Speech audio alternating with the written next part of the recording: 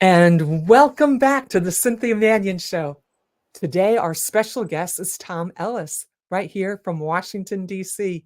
He's president and chief sales coach at EWC Consultants. Thomas is a sales management veteran with over 35 years of experience, professional sales starting in, guess what, the copier industry, and then going to telemarketing and the telecom business, where he was employed by Motorola and Nextel, and then Sprint bought them in 2005. And he went up the ladder just like an amazing man that he is, because he is a person that cares about his customers and how he takes care of you, going the extra mile always. He, during that time as sales manager and director, Nextel, Sprint, he received Sprint Nextel's highest sales award, the President's Council, 10 years in a row. Yes. So he did all those things for small and medium-sized business. He was educated at the Forum University in New York City, where he received a Bachelor of Science degree in business administration. Thomas is considered to be a subject matter expert in coaching, developing business-to-business sales, and helping all professionals get better. He's got a book that I have behind me, B.U.D, B-U-D, Better, Unique, and Desirable. And we're going to bring him in to tell a little more about his story, because I made the whole thing yellow when I read this book. So welcome, Mr. Thomas Ellis. Woohoo! Thomas Ellis is joining us, and guess what he just did? He was just elected, out of all of Washington, D.C.'s coaches, one of the top coaches in Washington, D.C. And this is his newspaper article in Influence Digest.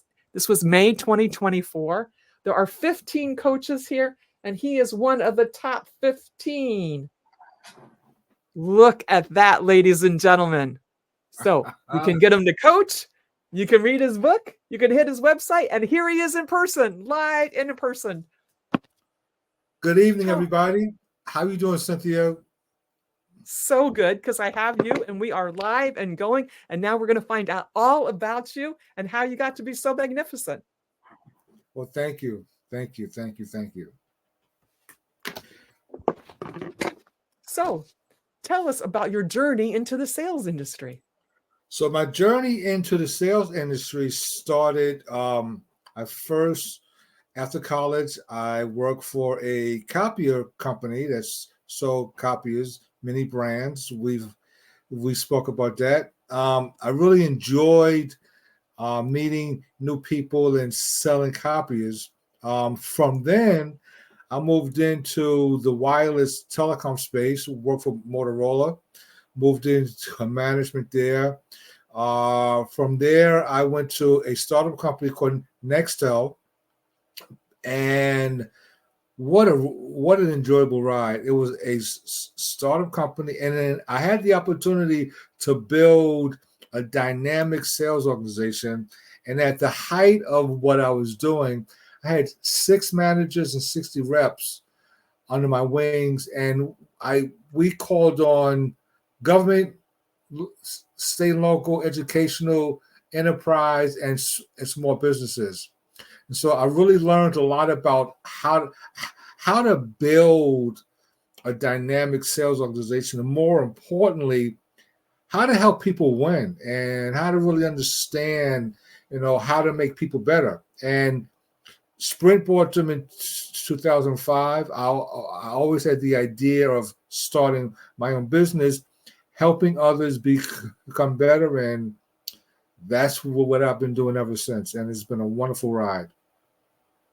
It is fabulous. There's nothing better than helping people be better so they can have more ease in their job. What inspired you to focus on sales and sales coaching? So as a youngster, I started out coaching little kids in basketball, and I was a freshman in college. And I really enjoyed the aspect of just helping people. I think, we all have a calling. We all have some special gift that we actually have. And my gift has always been to help others. And in the sales arena, as I went through my actual journey, it became obvious to me that this is what I'm here to actually do. And to take that a step further, what I really enjoy doing the most of is helping small businesses understand that if they're not selling their products and services, they won't be in business. And most small business owners' backgrounds are technical or financial. Very few of them understand the concept of finding customers. And that's what my deep passion is. And I've been loving every minute of that journey. I love the journey of your book, Bud. We were introduced by Fred Diamond many, many decades ago, I think, actually. He has the Institute for Excellence in Sales, and he wrote a very nice foreword for you in your book. So, Bud, you know what, guys? For every walk of life, this book is good, practical, easy to read, comprehensive information that actually you should all be using in your life. It is really a little summation of all the things that I've learned from Jeffrey Gittimore, Nordstrom, Chick-fil-A. I mean, seriously, you put the best practices and he put them like simple little nutshell here. It is worth picking up. You can read it in 2 days. It's not a big book. And he has some wonderful accolades from his customers and wonderful reviews. Vince Morano wrote one. I know Vince, he was once my sales manager over at Okay, Icon. great. Yes, and I know Joe. I mean, I know quite a few people here, and Bob Green, and I was like, this is so exciting. And now I have you on, and you can tell us about what motivated you to write this cute little book. So, I was trying to figure out a way to help people really demystify this thought that sales is this complex thing. And it's complex, and people get fearful when you mention to a small business owner that they have to sell. People get frozen. They get really nervous because they've been told that or seen that salespeople are pushy, they're arrogant, they don't listen, they sell you stuff that you don't need. And so we have these things about salespeople based on our earlier experience with buying a rainbow vacuum cleaner from the guy knocking on the door to buying our first vehicle.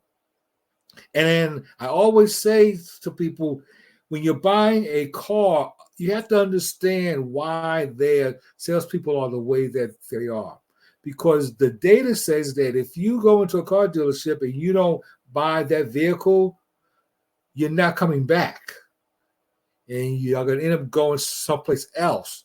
So that's why their tactics are really hard, because if you leave, you're not coming back. So, and that's our experiences with the salespeople. So I try to teach people that most salespeople, the great ones, philosophy is very simple. They want to help people make a decision in their favor. And so as I went through my career of going to all these training courses over the last 40 years, I kind of took all of those and I kind of made my own sales stew, right? And I took the best out of all of those, and I took those and made them comfortable for non-sales type people to really grasp. And the BUD concept came from, I was doing workshops for many places, and I was at a holiday party, and I met a couple of people, and they said, "You're the BUD guy. You're the BUD guy. Yeah, you do the better. What's your acronym?" And I said, "Wow, all this time I was looking for my trademark, my calling card, And there it is. So I took that Better, Unique, and Desirable, wrote the actual book. And as you said, Cynthia, most people who have read that book tell me that, hey, this is not really a sales book per se. This is a life book, and you can use it throughout life. So, that's why I wrote it. It took me a while to actually write it, and I'm happy that I can share that book with whoever wants to become better, unique, and desirable. And you are better, unique, and desirable. And it's actually available on Amazon because I ordered mine up as soon as I found out I was having Thomas Ellis as my guest and got it and read it before he came on. You do very good social media too, because you have Brian Tillman, who also is a friend of mine. So She wrote Brent, yeah, little. yep, Brent Tillman and I go back. I met her on LinkedIn, where I can call all the time. She's a very good person for people that want to use LinkedIn. I also help my clients use LinkedIn. LinkedIn is a free marketing tool that, if used properly, you can engage with your ideal clients, and that's a big part of what I teach my clients. Perfect. And you have a B.U.D Sales Academy as well, right? Yes, I just launched the Bud Sales Academy in January, and I'm going to be expanding that. And basically, the thought of the academy, and we got a long way to go to get there, is to be a resource for all things sales. So instead of people going to all these different places to find sales tips and tricks and things, I wanted to put this in an academy, and is based on my book, and to really help people, once again, join the community. Let's share ideas and concepts to help you become better, unique, and desirable. What fundamental sales strategies do you believe are most important for success in sales? So the fundamentals, right? And people who know me have called me. Um, Joe Alvarez calls me the sales fundamental expert, right? Because I'm all about the fundamentals, right? And so, fundamentals of selling, number one, we have to first understand who our ideal client is. I mean, who does this product and service fit with? Okay. The second thing I need to do fundamentally is what type of industries. Then I figure out what size companies this works for. And then within that company, who is the person that this product and service really helps? Who is that person? Is it HR, operations, sales manager, sales VP? Who is that person? And then I want to know who that person is by name. And then I want to reach out to that person and have a conversation about the problems I know that they have, and how are they solving them, and are they open to looking at alternatives to solving those problems. And I keep everything very simple, because sales is nothing but a bunch of great conversations with the same person over a period of time. We just have to get comfortable having conversations. Exactly. And listening. Amen. So you have some cute actual clients that you have helped. Who would you say was one of your most successful stories? Wow. You know what? All of my clients that I've worked with have been successful, because when I think about the day that they hired me to when they no longer was using my services, they all have grown tremendously with not being fearful of making a phone call, not being fearful of asking the tough questions, not being fearful of challenging their customer, not being fearful to ask for the business, right? So all of them has been successful from the time I work with them to the end. And in actuality, I have a few that I continuously work with. Every year or so, they'll call me and say, "Listen, I'm in a slump. I need to make sales, and I'm in I'm in a slump. I need 3 or 4 sessions to figure this back out again." And one in particular did a nice video testimony. I didn't ask her this. This person did an awesome testimony video. Crystal? And Crystal, Yes. yes, yes, I watched them. She was terrific. Good question. phenomenal, but she called me and we worked together, and by her following and doing what we agreed that we were going to do, Mm-hmm. she closed a $50,000 deal, Sweet. which changed the trajectory of her business tremendously. So, she's one of the people that I've had a lot of success with. But in general, all my clients that I work with, if they follow my process and they do the work, because they have to do the actual work, they all increase their success ratios. Excellent. How do you approach mentoring these young sales professionals? So, and I just did one of those today. I'm working with a client that I'm going to start working with, and one of my steps is to sit down with one of the sales reps and take a deep dive into what they do, how they do it, why they do it that way, and give them some pointers and ideas of how to do things better. And most of the time, people are not as diligent as they ought to be, and we tend to make excuses about why we're not doing something. Okay. And I'm about, well, let's not make excuses. Let's figure out a way to make it happen. If it can't happen, we need to pivot and find some other customers to work with, because not everybody's going to be ready for us at that time. And we have to just have a wide range of prospects that we should be calling regularly.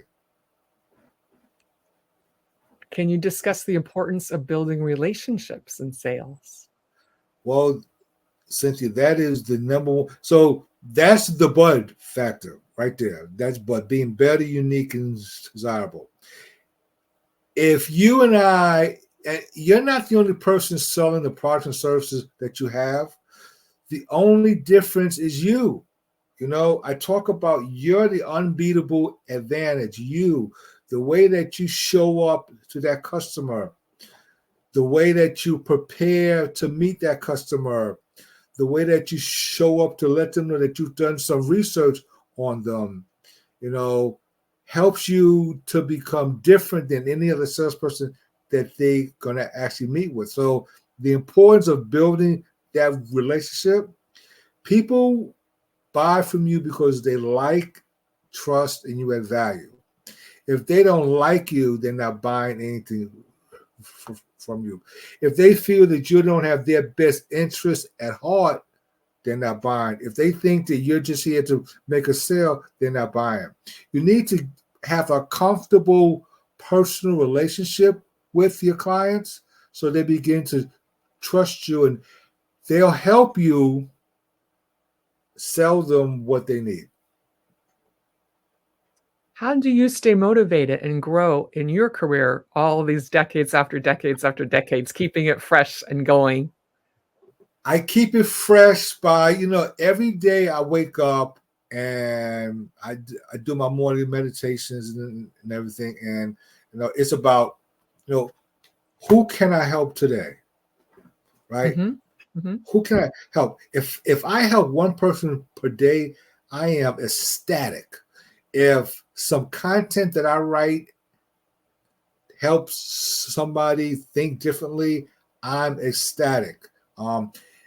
And I do these podcasts, and I get people contacting me for advice and tips and tricks. I'm ecstatic. So every day, those things keep me motivated and keep me moving because people are feeding me, right?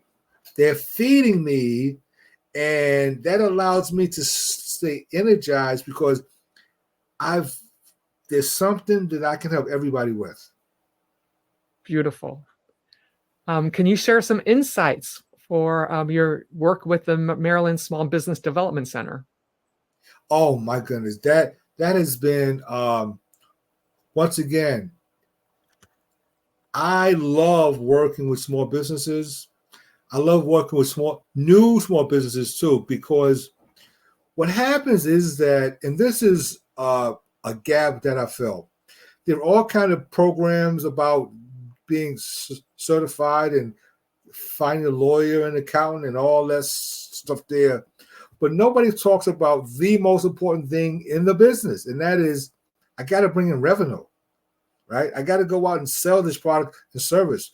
And so I approached many years ago, and I said, listen, I want to volunteer to do these webinars to help your audience understand why this is important. And if they're going to have a business, they're going to have to be good at that. So I've been doing about 7 workshops for them for the last 4 or 5 years because I'm getting people when they're starting their business or they're in business and they all struggle with the 2 things, sales and marketing. And I kind of help them do that. It's beautiful. They're lucky to have you. So I know you're getting out of time here. I've got 2 quick questions. How do you balance your professional life with your personal interests, like golf, mentoring young adults, and those grandchildren? So golf is my stress reliever. I play golf 2 3 times a week. I'm really good at time management. So throughout my career, I've learned to balance things. Wasn't always easy, but I learned to balance things. Like all work and no play is no fun. And Mhm. so I structure my days, my time with the things that are important to me. Number 1 is family. Number 2 is golf. And I balance those. I got to balance those and work. So I'm constantly massaging those to find the right balance. But I definitely, people who know me, they'll call me and say, "Are you playing golf?" Because they know certain days I'll play golf. They don't leave me a message, but I'm playing golf, and then spending time with family and doing those types of things. Those are we have to figure out what makes us happy, and we need to do those things that make us happy, and we need to always do those things that make us happy. The final question, what legacy do you hope to leave through your work in sales and coaching? So I just had this conversation with one of my LinkedIn friends. So Neil Rackman, the author of Spin Selling, Oh, uh-huh. was at the IES, the Institute of Sales, in 2016. I took a picture with Neil Rackham back then, and I was going through my photos, and I found this picture of me and Neil Rackham. And so I posted this on LinkedIn, and I kind of said, "Hey, I met Neil Rackman, the pioneer of consultative selling, in 2016." So I Whew. posted this with thanking people and everything. And one of my friends commented, and he said one day they're going to be talking about you like Neil Rackham, and that touched my heart because I don't do this for the accolades, for the awards. I don't. I mean, those are great, but I do this because I have a genuine passion for helping people be better.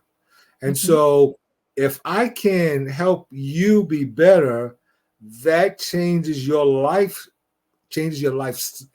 lifestyle, and maybe helps you to build wealth for your family. And so that's what I'm all about. My son is in sales, he's a sales manager. Um, and so, my legacy, he'll carry that forward. But there's so many people that I have touched and mentored and coached, and that they'll take that and they'll keep moving. And my book will be around, and all these podcasts, and so I'm thankful that I'm able to help others be better. That is so beautiful, Mr. Thomas Ellis. Thank you so much for joining us today. I know you have a hard out, and I want to thank you very much. If you'll just hold on for a second and go to the green room while we say goodbye, thank you so much for joining us. And we'll see you at 7 p.m. next Wednesday for the Cynthia Manion Show. Please share this out. Look for your email. If you have any questions, all of Thomas Ellis's information will be on it at the bottom. Maybe Eric, we can pop it up at the bottom right there real quick. If people want to reach out to Mr. Thomas Ellis. Mr. Thomas Ellis, do you want to just tell them your email address? Because I know you're very good at responding to people. Yeah, so my email address, first of all, you can find me on LinkedIn, Thomas Ellis, LinkedIn. The second way is my email address is tellis, TELLIS, at ewcconsultants.com. And if you're bold enough to call me, because the phone still works and I answer my phone, that's an inside joke because most people don't answer the phones anymore, and most people are afraid to make phone calls. So my number is 301-343-0001. And there you have it, ladies and gentlemen. Pick up the phone and call them the old-fashioned way and have a good old-fashioned conversation. There you And go. B.U.D, better, unique, desirable. Because if you're not interesting and desirable and better, you're not going to sell anything. So you might as well have fun doing this because life's too short and you can help someone. Absolutely. Good night, all. Thank you, Take sir. care. You're welcome. Bye-bye. Bye-bye.